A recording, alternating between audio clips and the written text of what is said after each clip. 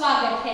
हमारे पिछले वीडियोस में हमने आरपीएससी क्लास 8 सामाजिक विज्ञान विषय में अब तक 4 पाठ कंप्लीट कर लिए हैं। आज हम पढ़ेंगे 5वां पाठ। आज का टॉपिक है न्यायपालिका। न्यायपालिका से संबंधित हम पिछले वीडियोस में भी पढ़ चुके हैं।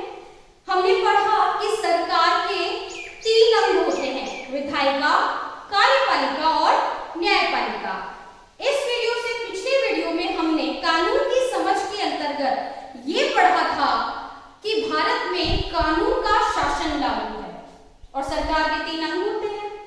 कानून के शासन का अर्थ क्या है, एक बार दोहरा लेते हैं। सारे कानून सभी नागरिकों पर समान रूप से लागू होते हैं। सरकार के तीसरा अंग न्यायपालिका कानून के शासन को लागू करती है। संविधान ने ये अधिकार न्यायपालिका को दिया है। आपकी किताब में न्यायपालिका की भूमिका पर 3 बिंदुओं पर चर्चा की गई है। इसे स्पष्ट करते हैं। पहला बिंदु, न्यायपालिका की भूमिका में विवादों का निपटारा। इंपॉर्टेंट चीज क्या है? विवादों का निपटारा। ये न्यायपालिका का मुख्य कार्य है। साधारण सी भाषा में बात करें तो भारत में बहुत सारी अदालतें हैं और आम नागरिक या पदाधिकारी या सरकार अपने विवाद के मुद्दे वहां लेकर जाती है और न्यायपालिका उसे सुलझाती है। भारतीय न्यायालय के पास नागरिक आपसी मुद्दे या नागरिक और सरकार के मुद्दे या 2 राज्य सरकारों के आपसी मुद्दे या राज्य सरकार और केंद्र सरकार के मुद्दे, ऐसे ही केंद्र शासित प्रदेश और सरकार के मुद्दे, इन सभी के बीच जो विवाद के बिंदु हैं या जो मुद्दे हैं उन्हें सुलझाने की क्रियाविधि न्यायपालिका उपलब्ध कराती है। मतलब कोई भी परेशानी आती है तो उस समस्या को हल न्यायपालिका करती है। उस विवाद का सुलझाना कौन करता है? न्यायपालिका करती है। तो अहम भूमिका निभाती है विवादों को सुलझाने में न्यायपालिका। अगली भूमिका जो आपकी पुस्तक में चर्चा की गई है, न्यायिक समीक्षा। ये बहुत ही इंपॉर्टेंट चीज है। बड़ी कक्षाओं में आप एक शब्द सुनेंगे, न्यायिक पुनरावलोकन। इसे हम आगे की वीडियो में और भी स्पष्ट करेंगे। ये इसी से संबंधित है। देखिए, संविधान में सरकार के अंगों को और सभी को अलग अलग अधिकार और शक्तियां दी है। सबसे महत्वपूर्ण अधिकार और दायित्व भी न्यायपालिका को प्राप्त है। संविधान की व्याख्या करने का, संविधान की रक्षा करने का दायित्व न्यायपालिका के पास है। न्यायपालिका जब कभी संसद कोई कानून बनाती है, स्पष्ट समझते हैं, इसी को न्यायिक समीक्षा कहते हैं। एक बार स्पष्ट कर लेते हैं। न्यायपालिका को ऐसा लगता है कि संसद द्वारा पारित कानून कौन बना रहा है? संसद बना रही है। तो उसने कानून बना दिया है, संसद द्वारा पारित कोई कानून संविधान के आधारभूत ढांचे को, ठीक है, आधारभूत ढांचा बहुत ही महत्वपूर्ण बिंदु है, आगे की वीडियोस में समझेंगे। ढांचे का उल्लंघन करने पर उस कानून को रद्द कर सकती है। यही न्यायिक समीक्षा है। एक बार वापस स्पष्ट करते हैं। न्यायालय को ऐसा लगता है कि संसद जो कानून बनाया है, संसद ने उसके द्वारा पारित किया गया कोई कानून संविधान के अनुसार नहीं है या संविधान का उल्लंघन करता है, उसके आधारभूत ढांचे का उल्लंघन करता है, तो न्यायपालिका उस कानून को, जहां तक वो उल्लंघन करता है अंशतः या पूरा, अगर वो कानून गलत है, उल्लंघन करता है, तो पूरे कानून को रद्द कर सकती है। बहुत ही इंपॉर्टेंट अधिकार है, ये शक्ति है न्यायालय के पास। इसी से संविधान की रक्षा होती है, संविधान बना रहता है, संविधान का उल्लंघन नहीं हो पाता है और कानून वही लागू होते हैं जो संविधान के अनुसार है। तीसरा बिंदु है कानून की रक्षा और मौलिक अधिकारों का क्रियान्वयन। न्यायपालिका के पास अहम कार्य क्या है? कानून की रक्षा करना। जो कानून है उसे लागू करके रखना। कोई कानून का उल्लंघन करता है तो उसे सजा देना, ठीक है। और दूसरा है मौलिक अधिकारों का क्रियान्वयन। मौलिक अधिकारों के बारे में हम थोड़ा समझ चुके हैं पुराने वीडियोस में। मौलिक अधिकार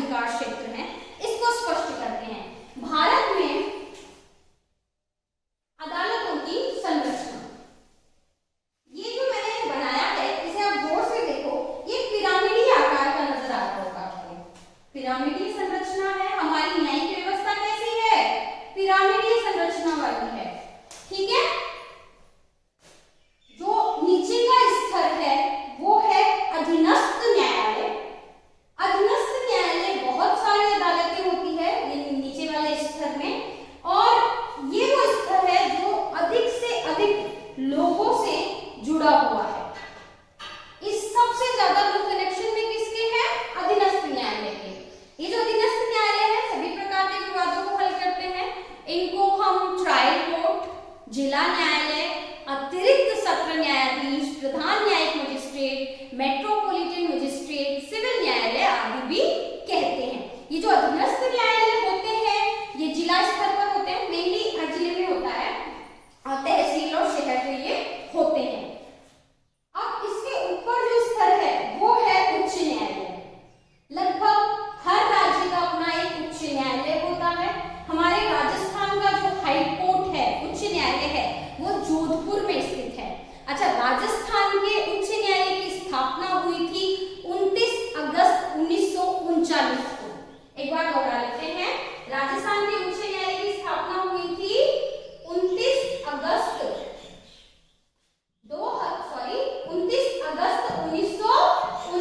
को। ये जो उच्च न्यायालय होते हैं इनकी शुरुआत कैसे हुई? ये शुरुआत हुई ब्रिटिश राज से 1862 में। ये शुरुआत हुई 1862 में ब्रिटिश राज से।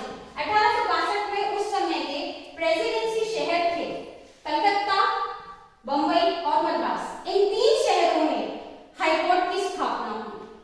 अब हम वर्तमान की बात करें तो भारत में ऐसी व्यवस्था की गई है कि लगभग हर राज्य का अपना एक उच्च न्यायालय है और कहां जहां विशेष परिस्थितियां हैं वहां साझा उच्च न्यायालय की व्यवस्था भी की गई है।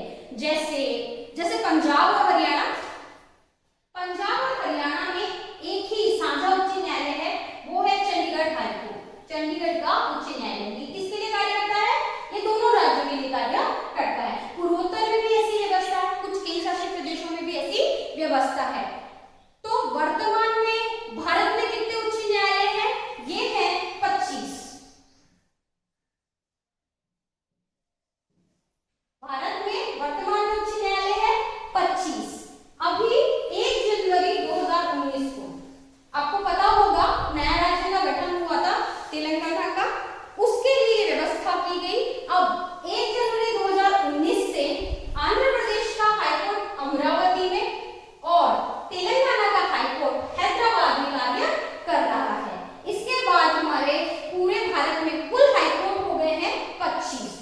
उच्च न्यायालय के कार्यों की सुविधा के अनुसार कुछ जगह पे उनकी खंडपीठ बनाई जाती है। जैसे राजस्थान में हमारा हाईकोर्ट है जोधपुर में और उसकी खंडपीठ है जयपुर में। तो हाईकोर्ट स्पष्ट हो चुका है, ये इनके ऊपर का स्तर है, ठीक है। उच्च न्यायालय से ऊपर और सर्वोच्च जो बिंदु है वो है सर्वोच्च न्यायालय, सुप्रीम कोर्ट। ये जो सुप्रीम कोर्ट है पूरे भारत में एक ही है और सबसे बड़ा है। ये नई दिल्ली में है। कहाँ है ये? नई दिल्ली में। पूरे भारत में एक ही जगह है, एक ही और सबसे बड़ा है नई दिल्ली में। इसकी स्थापना हुई 26 जनवरी 1950 को। सुप्रीम कोर्ट की स्थापना हुई 26 जनवरी 1950 को। इससे पहले क्या व्यवस्था थी? इससे पहले जब ब्रिटिश राज था उनके समय में 1935 का एक्ट आया, उसके तहत फेडरल कोर्ट ऑफ इंडिया की स्थापना की गई। ये 1937 से 1939 तक कार्यरत था। फिर सुप्रीम कोर्ट आ गया था, तो ये चीज स्पष्ट हो गई। अब हम बात करते हैं मुख्य चीज की। ये जो हमें दिखाई दे रही है पिरामिडीय संरचना, ये हम गौर से देखें तो ये यहां से यहां और यहां से यहां अंतिम बिंदु सर्वोच्च न्यायालय पर आता है। ये स्पष्ट कहता है कि ये एकीकृत न्यायिक व्यवस्था है और ये अपील में, मतलब यहां कोई केस की सुनवाई होती है तो इससे संबंधित अपील हम कहां कर सकते हैं? उच्च न्यायालय में।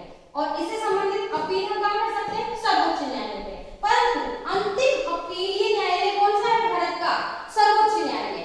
इसका जो भी डिसीजन होगा वो मानना ही पड़ता है, ठीक है। इस चीज को हम ऐसे स्पष्ट कर सकते हैं, आपके पाठ में बताया गया है।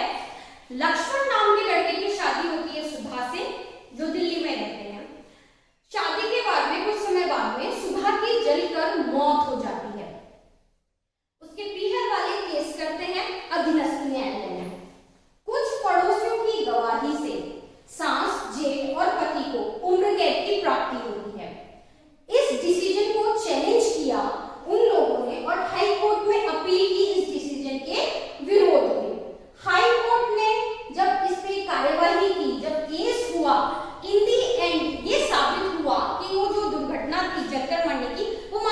दुर्घटना थी और उन्हें बरी कर दिया गया।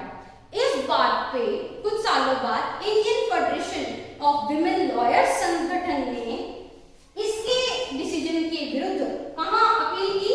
सर्वोच्च न्यायालय में। ये अंतिम अपीलीय न्यायालय है, इसका डिसीजन तो मानना ही पड़ेगा, इसके ऊपर कोई नहीं है, ठीक है, और ये इन सबके ऊपर है।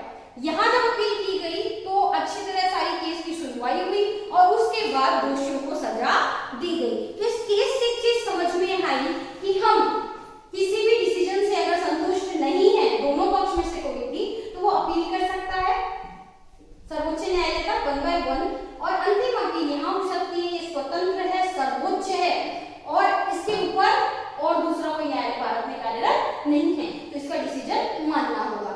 इस तरह से हमारे जो अदालतों की संरचना है वो पिरामिडीय संरचना है, एकीकृत न्याय व्यवस्था है और हमारे भारत में स्वतंत्र न्यायपालिका है। ये जो स्वतंत्र न्यायपालिका है ये हम अगले वीडियो में स्पष्ट करेंगे पार्ट 2 में। थैंक यू, आपने ये वीडियो देखा। अगर आपको कोई कंफ्यूजन है तो प्लीज कमेंट कीजिएगा, मैं कोशिश करूंगी कि आपका कंफ्यूजन दूर कर सकूं। प्लीज वीडियो को लाइक, शेयर और सब्सक्राइब करें, ज्यादा से ज्यादा मुझे प्रोत्साहन प्राप्त हो और मैं और वीडियोस बना लूं। इस